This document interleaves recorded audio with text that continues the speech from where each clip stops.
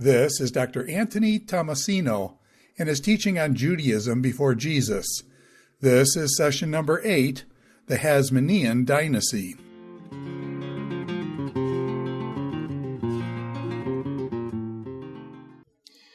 So when last we left our heroes, Judas Maccabeus had recently died in battle, and his brother Jonathan had taken command of the Hasmonean troops and became the leader of the rebellion.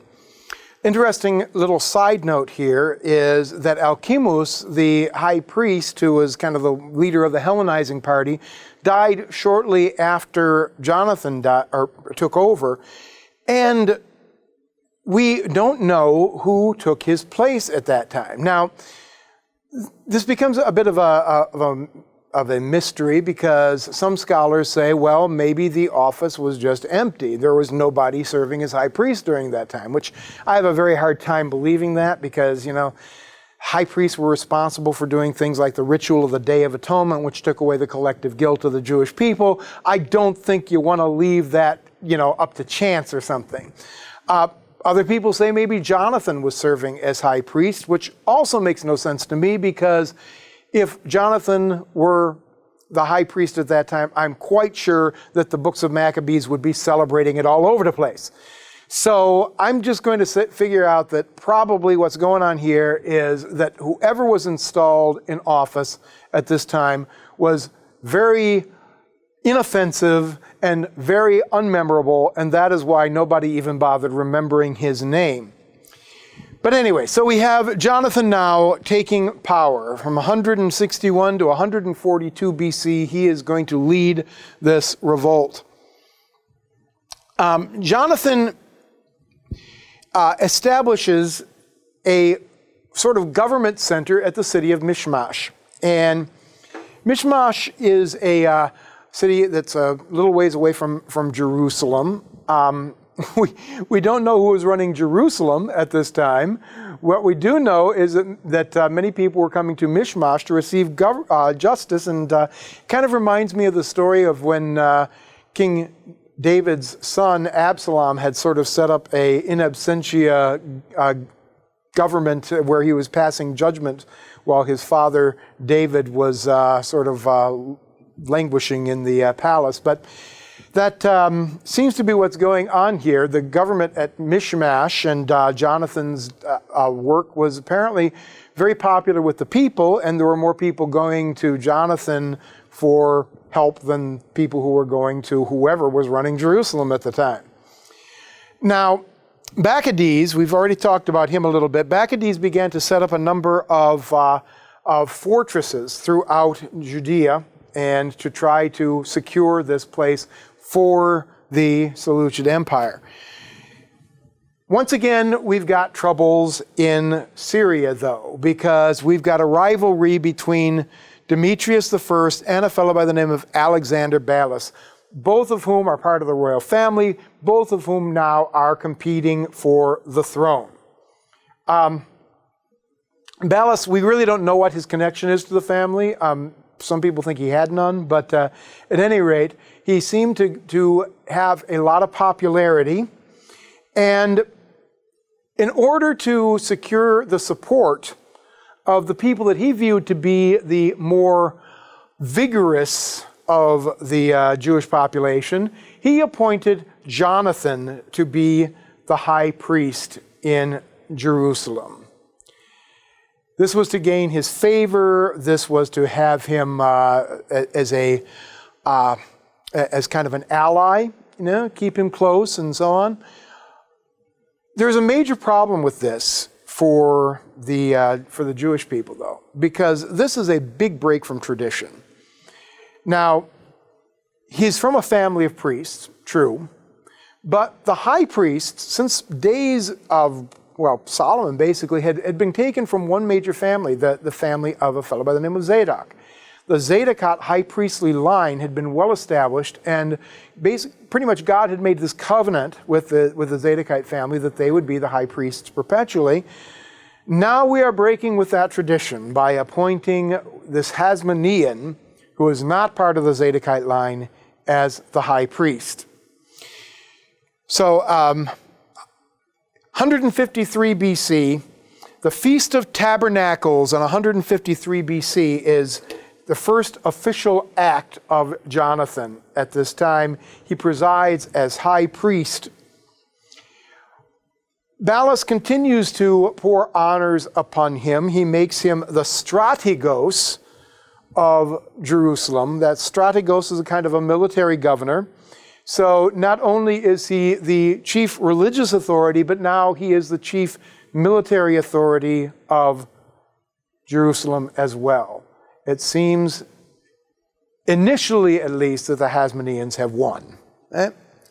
So Jonathan's downfall. Here's a graph showing now where Judea is growing a little bit here. You know, it's not much of a nation, but Jonathan managed to conquer some regions here in the Transjordan and some areas out here as well, and to expand the realm of the Judean territories. So Demetrius II becomes king in 145 BC. Now, this was the rival for Alexander Ballas. Alexander Ballas is dead, and Demetrius summons Jonathan to Syria in order to make him answer for having supported Alexander Ballas. Well, in a kind of one of those weird kind of quirky twists of fate, what ends up happening is that Demetrius ends up ceding territory to the Judeans. So instead of Jonathan being taken to the woodshed, Jonathan ends up coming back with even more power than he had before he had gone into Syria. But is not going to stand for long. Once again, Syrian politics are going to cause some conflicts here. Another rival to the throne of the Syrian Empire, the Seleucids, rises up, a fellow by the name of Tryphon. Tryphon was a general of Alexander Ballas. He is not a member of the royal family. He was a general, but he had a lot of power and he had the armies behind him. And so Tryphon was initially supported by Jonathan, which is kind of funky because, well, I guess they probably had a relationship before because he had supported Alexander Ballas and this guy had been associated with Alexander Ballas. Well, it seems like it might have been a good move, but Tryphon became suspicious of Jonathan. He thought Jonathan was working against him and thought he was trying to maybe like expand his kingdom. So he lures him to the city of Ptolemais. Ptolemais is up a little bit further north of here. And he has the pretense of that he's going to rain upon him even greater honors. Now, some of Jonathan's brothers were very suspicious of this, and he was kind of warned not to go. But Jonathan went, hey, whatever, you know, what could go wrong? Well, what could go wrong is that he was taken captive and then executed. So his brother Simon then has to take over. Simon is appointed the high priest by the Jews, not by the Seleucids, when Jonathan is murdered by Tryphon. Now Tryphon tries to seize the kingdom again. I should say the region. It's not a kingdom at this point. At this point, Simon forms an alliance with Demetrius II, but he wants more concessions. He is willing to help Demetrius II against Tryphon if Jerusalem is exempted from taxation. Quite the concession here that he is demanding. Right? So Demetrius II agrees. And at this point, we're told that the Jews are freed from the yoke of the Gentiles, a day which is celebrated in the annals of the books of Maccabees and also remembered fondly in Jewish history because, face it, you're not paying taxes anymore to the foreign powers, you're essentially independent.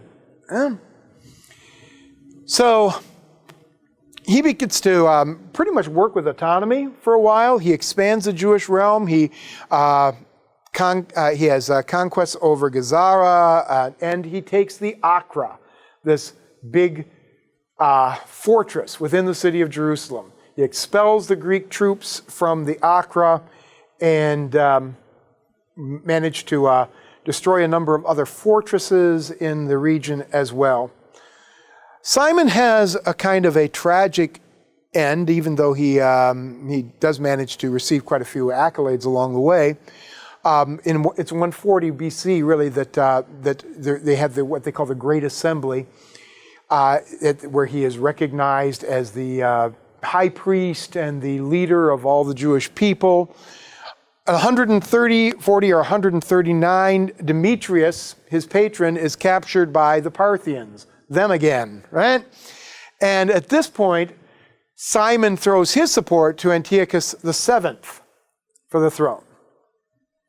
Antiochus VII demanded that Simon release some of these territories that he conquered. Simon refused to do so. When the Greeks sent their troops to try to take them by force, Simon and the Jewish troops defeated the Greek armies and managed to retain control of their territories. What happens to Simon has nothing to do with honor or anything of the sort. Rather, he has a son-in-law by the name of Ptolemy. His son-in-law invites him to a banquet. Simon shows up at the banquet, and he is murdered by his own son-in-law. His son-in-law is thinking he's going to take control of Jerusalem. This happens in 135 BC. Immediately we have a bit of a conflict, a struggle for the high priesthood and control of Jerusalem. John Hyrcanus, who is the son of Simon, now tries to take control of the city of Jerusalem. It's kind of a really tragic, sad story here at the beginning of this, because John Hyrcanus' reign does not get off to a good start.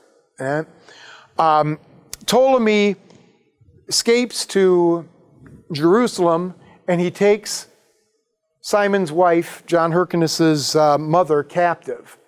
And every time that it appeared that Hyrcanus and his forces were going to be able to breach into the temple complex and get control of the temple again, Simon would parade Hyrcanus' mother out and threaten to kill her.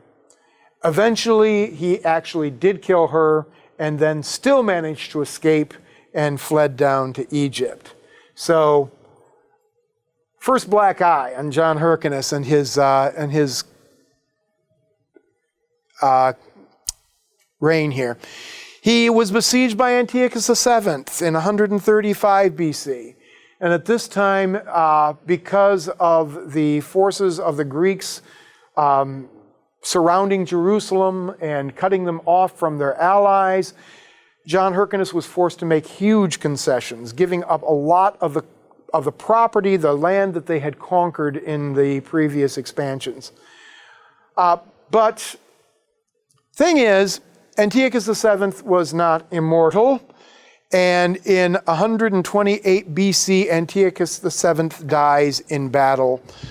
Demetrius II, who takes over after him, is distracted trying to secure his throne, and so as he is not paying attention, John Hyrcanus, I should say, begins then to play his hand and begins to recoup his power, his authority, and to reconquer some of those lands that he had to cede to the Greeks. In the north, he took Samaria, the city that had been converted into a Greek city by Alexander the Great. In the south, he conquered the land of Idumea. Idumea, we know of Edom from the Old Testament. The people of Edom kind of were forced toward the west by the movements of the Arabic peoples. And as the Idumeans moved into the west, they kind of formed their own little kingdom to the south of Judea. That kingdom became known as Idumea. Well, John Hyrcanus conquered Idumea, and he forced the people of Idumea to convert to Judaism or die. And then to the east, he conquered regions in the Transjordan.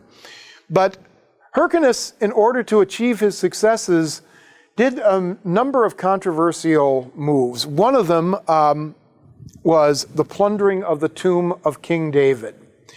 Now, this is a traditional site of the tomb of King David today, but what we are told is that because they had been so crippled by the wars against the Greeks, they found themselves in desperate need of money, and the tomb of David was discovered, and it was discovered to be filled with riches, and so those riches were taken and used by John Hyrcanus to rebuild his army. He hired foreign mercenaries, and this is a new step for the Hasmoneans. Up to this point, the Hasmoneans had been fighting for homeland, for country, for honor, all those good things. Now he's got a bunch of people in his army who are fighting for money. And those aren't always, of course, the most reliable of troops. Yet another move that he did was he destroyed a temple which was used by the Samaritans. Now this is not in Samaria, this is a Samaritan temple that was located on Mount Gerizim. And the Samaritans, of course, had worshiped there for many, many years. We have bad blood between the Samaritans and the Jews for a long time for a number of reasons. Once again, this did not help matters in the least. And you understand a little bit better maybe now why in the New Testament we are told that the Jews have no dealings with Samaritans. It actually goes both directions. Yeah. Finally, there is this whole issue with the Idumeans. Now, the whole revolt began when the Greek king Antiochus Epiphanes forced the Jews to give up their religion and become Greeks, essentially, to adopt the Greek religion. Now John Hyrcanus, in his conquest, is forcing the Idumean people on threat of death to give up their religion and to become Jewish. You have to wonder at the irony of it all. And there is a sense where this is going to come back to bite them later because of the fact that the Idumeans are, well, you know, the Jews have a long history with the Idumeans, going all the way back to the Old Testament. And one of the reasons why the Jews and Idumeans had bad blood was because the Edomites were the big slave traders that we're told that they were considered to be relatives of the Jews, of the people of Judah. But when Judah was sacked by the Babylonians, the Edomites were there to buy the captives and sell them into slavery. And so several of the books of the prophets talk with a great deal of vehemence about how the land of Edom was going to be judged one day.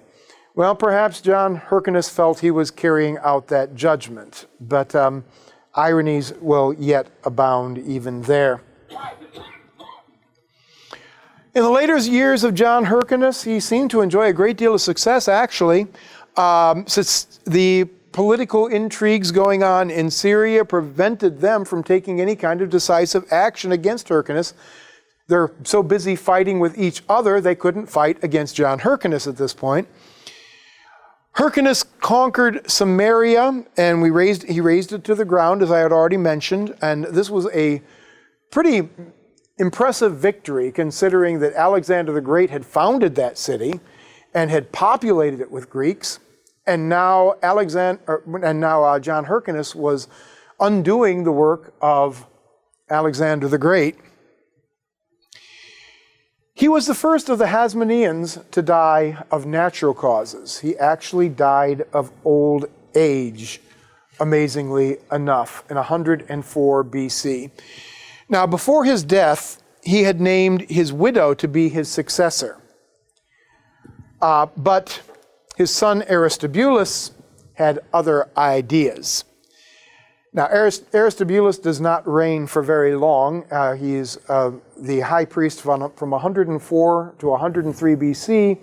But his first act, once he takes over as high priest, obviously John Hyrcanus's widow could not be high priest. His son, Aristobulus, takes over as high priest, but he wants the whole package. He wants it all. And so immediately he puts his mother in prison, and he puts his brothers in prison to assure himself that there will be nobody that is going to be a rival for the throne. He allows his mother to starve to death in prison. His brothers were spared. One of the remarkable things about him, as you can see from our little picture here, he is the first of the Hasmoneans to declare himself a king. He did have one brother that he was close to, a fellow by the name of Antigonus, and Antigonus was allowed to remain free while all the other brothers were languishing in prison. Well, he was tricked by a member of the royal court into having Antigonus killed, and the way that this was done, according to Josephus and his accounts, is that he was told to pass a law and to tell his guards that if anybody came into the palace armed, they were to be immediately put to death, because the idea was, of course, they might be plotting against Aristobulus. And Aristobulus was just enough of a paranoid megalomaniac to believe that this was a possibility. Well, the same courtier gifted Antigonus, the brother, with a wonderful suit of armor and a wonderful new sword, and said, "You know who would really like to see this? Your brother would really like to see this."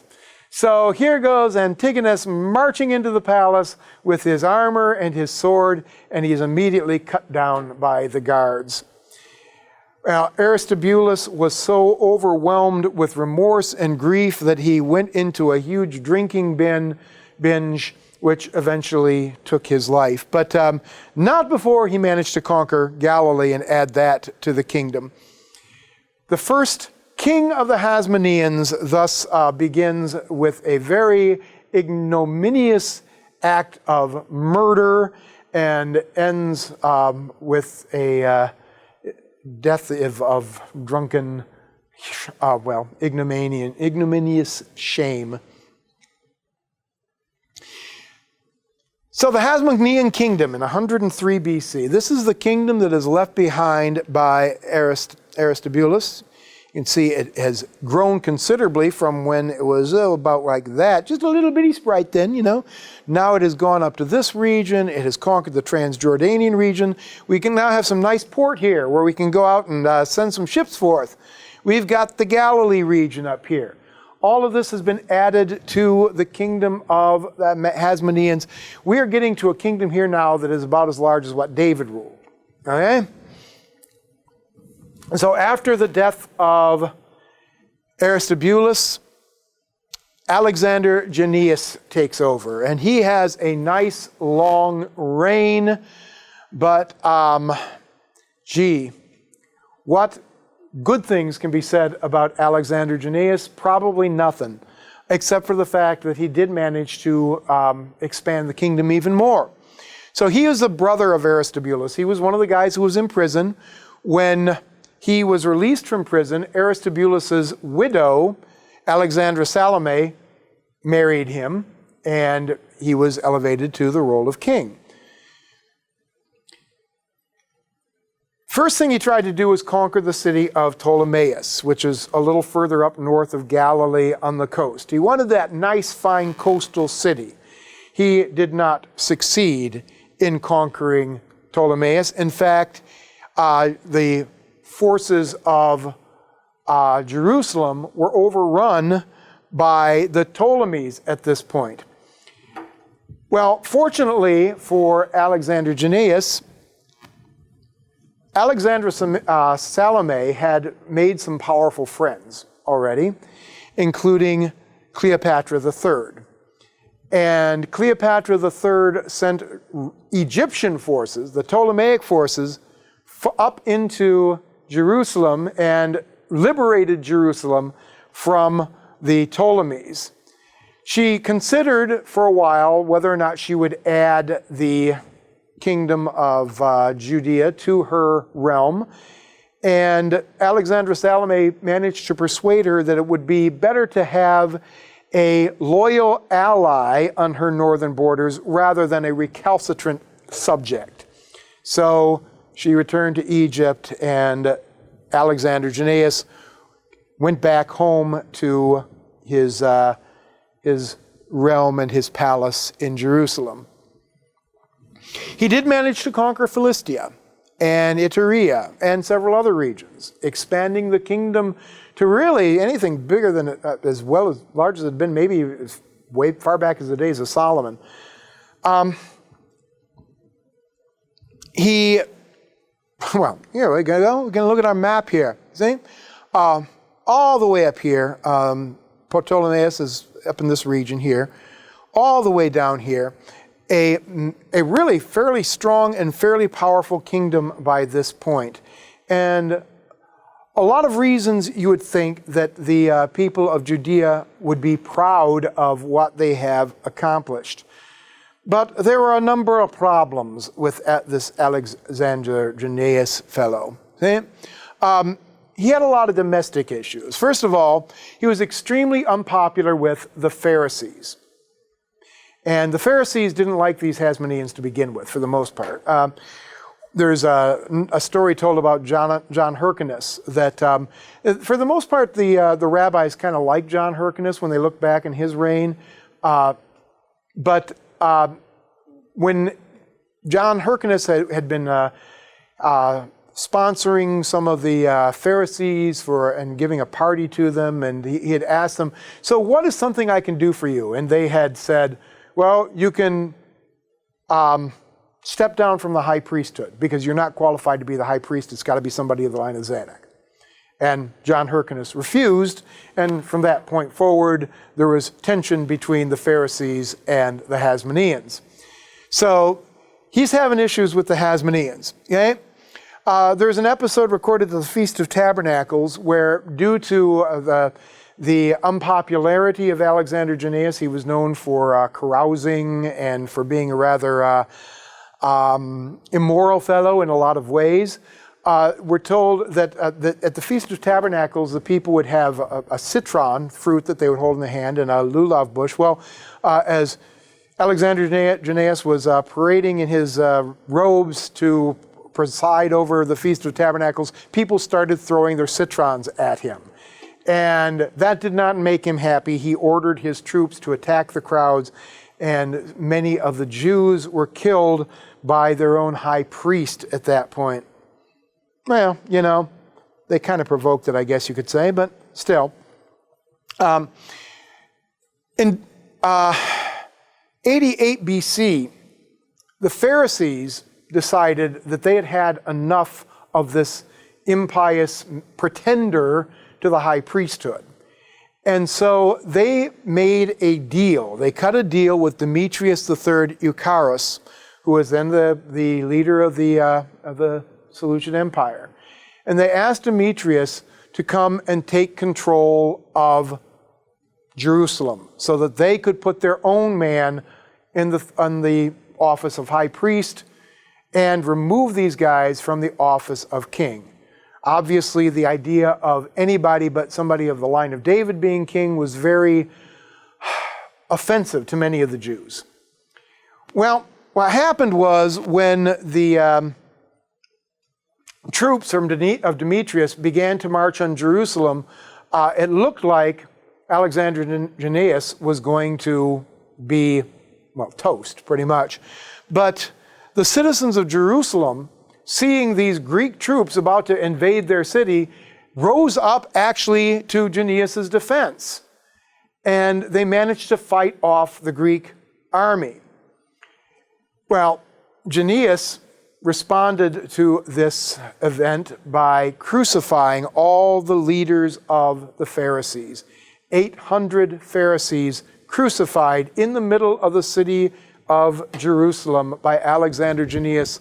And we're told in one of those little gruesome details that Alexander was up on one of the porticos of his palace where he had a wonderful view of the whole thing, cavorting with his concubines and with prostitutes, while the leaders of the Pharisees were dying down below. Oh, and I should mention also that while the men were dying on the crosses, he had their families brought out and their families slaughtered as well. He died in 76 BC, and similar to his brother, he drank himself to death. So after his death, we find that Alexandra Salome now receives control of Jerusalem. And this was kind of by popular acclaim. Alexandra Salome was one of those people who was viewed as being a victim of her husband's infidelities. Sort of sounds like modern politics in some ways. But so she became a very popular political figure because of the way that she had been treated by Alexander Junius. And so she was elevated to the role of the, queen of Judea. And kind of a ironic twist of fate here. The last time that the Jews had a queen, it hadn't worked out so well. It was a lady by the name of Athaliah. So this time, on the other hand, it worked pretty well, actually, you might say. She was the widow of both Aristobulus and Junius. Athaliah had been queen in 841 BC, and she had killed her children and had tried to seize the throne. She was not a popular lady. Alexandra Salome, on the other hand, was a very popular lady. She reversed the policies of Junius, and instead of favoring the Sadducees, she began to show conciliation toward the Pharisees.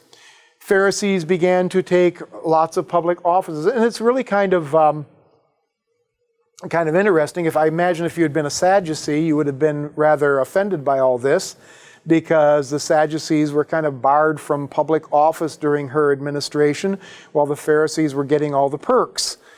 According to the later rabbis, who considered the Pharisees to be kind of their heroes and their progenitors and all that kind of thing, this was a great thing. This is a golden age. Sadducees probably didn't see it that way. She didn't do any significant military conquest, but interestingly enough, she didn't lose any territory either.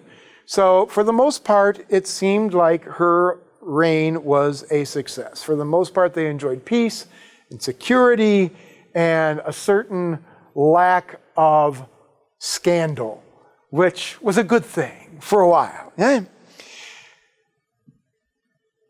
But after Alexandra Salome passed, then the troubles really began. See, at this point, she has two sons. One of them, Hyrcanus II, had been serving as high priest, and Alexandra appointed him as her successor. Her other son, a fellow by the name of Aristobulus II, he had been in charge of the armies. He was kind of the military leader. Once Alexandra is on her deathbed, Aristobulus makes his move. He seizes the high priesthood. He declares himself to be the king of Judea and sends his brother into exile. So this begins a period of conflict that is going to result in really the collapse of the Hasmonean Dynasty. And we will talk about those events in a later lecture.